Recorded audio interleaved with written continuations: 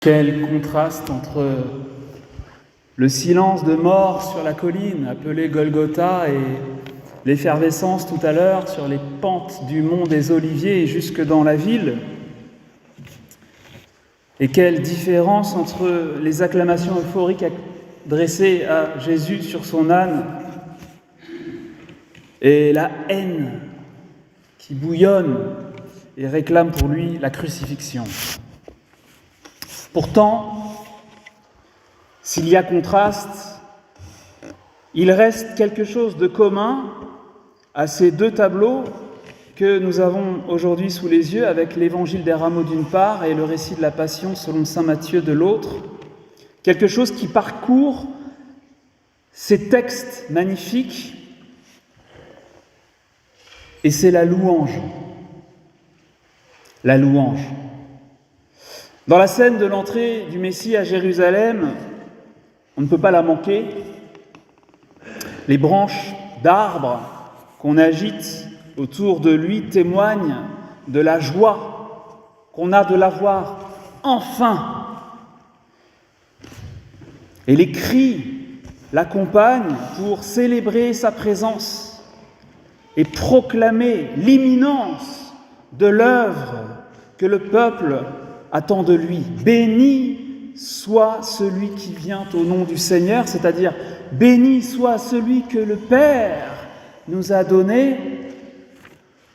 Hosanna au plus haut des cieux. Hosanna qui signifie en hébreu sauve de grâce. Ici, la louange est éclatante et la joie de la louange nous a quelque peu emportés tout à l'heure.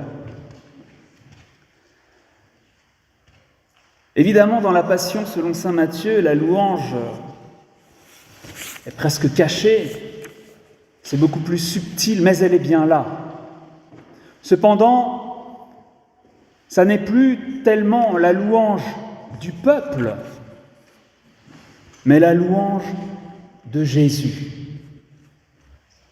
Et dans cette louange de Jésus, ou par cette louange du Sauveur, des abîmes d'amour et de joie s'ouvrent devant nous. D'abord, notons que le récit de la Passion s'ouvre avec le repas pascal, qui est une célébration religieuse autant qu'un repas de fête. Et il ne fait aucun doute que Jésus, maître parmi ses disciples, y a rempli la fonction que tout père de famille juive assume parmi ses enfants à cette occasion spéciale. Le Père chantait à table. Le Père chantait et remerciait Dieu à plusieurs reprises. On le bénissait, on chantait les psaumes 113, 114, 115, 116, 117. C'était une véritable assemblée de louanges. Et c'est dans ce contexte de louange, d'adoration, d'action de grâce que Jésus institua l'Eucharistie. Eucharistie qui signifie littéralement action de grâce, louange. Pendant le repas, Jésus, ayant pris du pain et prononcé la bénédiction, le rompit et le donna aux disciples. Ceci est mon corps. Puis, ayant pris une coupe et ayant rendu grâce, il la leur donna.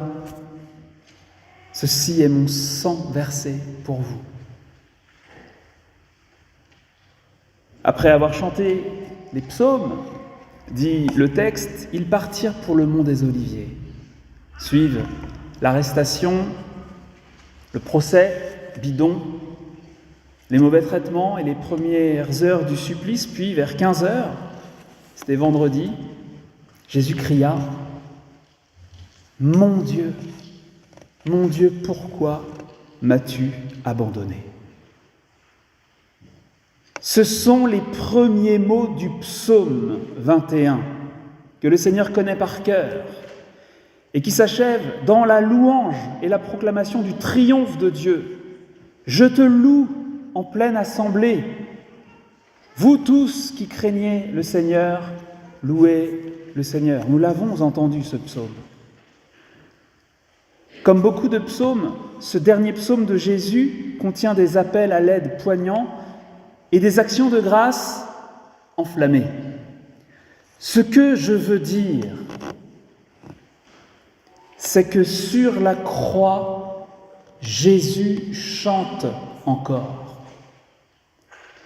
Comme il chanta dans son cœur tout au long de la Passion, avec des hauts, des bas, au rythme des douleurs et avec toutes les nuances de l'amour, de la vallée, de la supplication jusqu'au sommet de la louange. Jésus souffre atrocement et sans calmant.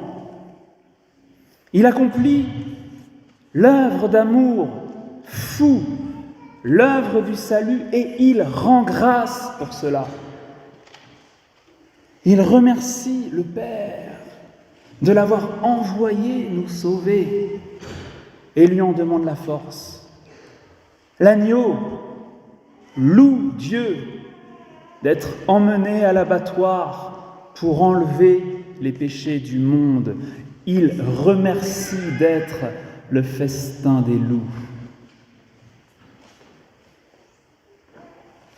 Dans une société marquée de manière criante par l'individualisme, le culte du bien-être est souvent la perte de vue du bien commun.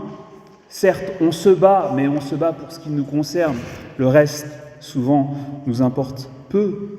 Dans un tel contexte, il peut devenir inconcevable qu'un homme puisse se réjouir de souffrir pour la multitude. Inconcevable qu'un homme puisse être reconnaissant envers Dieu de toutes les épreuves. Et quelles épreuves endurer pour les autres. Mais Jésus est ainsi, déconcertant, bouleversant. Le Christ l'aide au plus haut point en prenant sur ses épaules la destinée de chacun, de chacune d'entre nous ce matin, la destinée de tout le genre humain, charge épouvantable, s'il en est. Lui, le seul juste,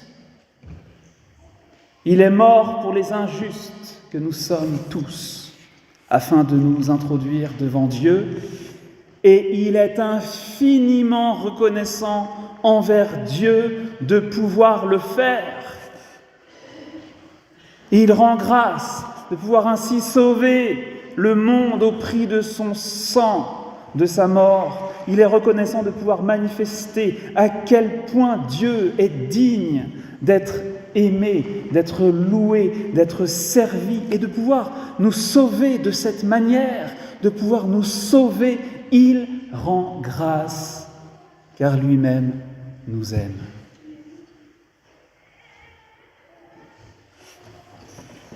Devant tant de charité,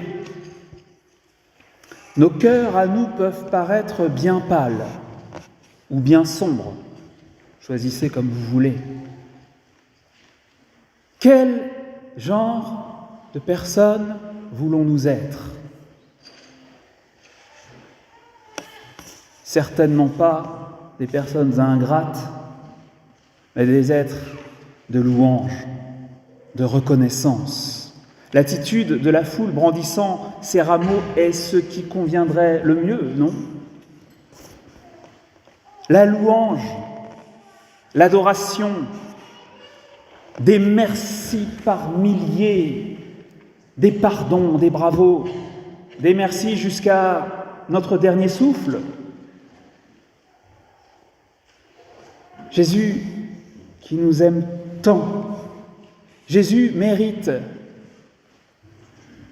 et demande que nous passions le reste de notre vie à apprendre, à le suivre, à l'aimer, à le célébrer et à prendre part, comme il le demande, comme il le désire, comme il le veut, à sa louange géante, l'action de grâce infinie, j'ai nommé l'Eucharistie.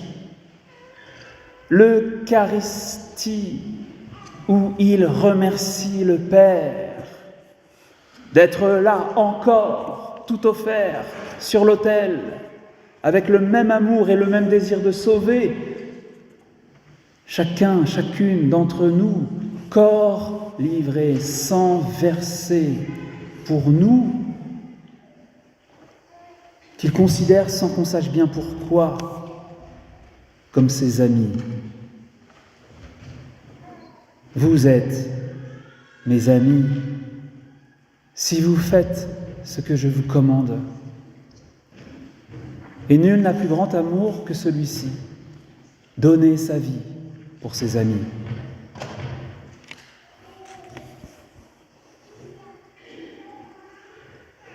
Tout au long de cette messe, dans le silence, écoutez, il chante encore. Amen.